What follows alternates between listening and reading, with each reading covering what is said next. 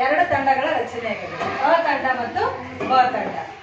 ಒಂದೊಂದು ತಂಡಕ್ಕೂ ಬೇರೆ ಬೇರೆ ಅಕ್ಷರ ಏನು ಕೊಡೋಲ್ಲ, ನಾನು ಒಂದೇ ಅಕ್ಷರ ಕೊಡ್ತೀನಿ. ಈಗ ಉದಾಹರಣೆಗೆ ಅ ಕೊಡ್ತೀನಿ ನಿಮಗೆ.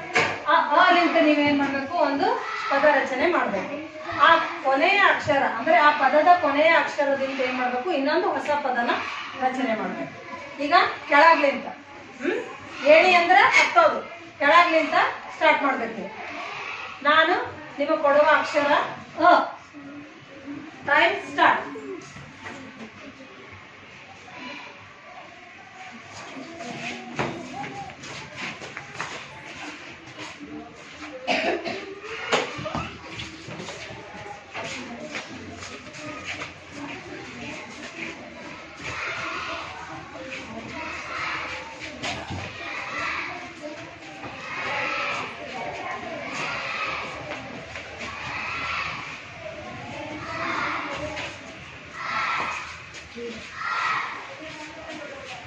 ರಭಸ ಸದಗ ಗಣಪ ಪದಕ ಕಮಲ ಅರಸ ಸಮಯ ಯಮನ ನಮನ ನಯನ ನಗರ.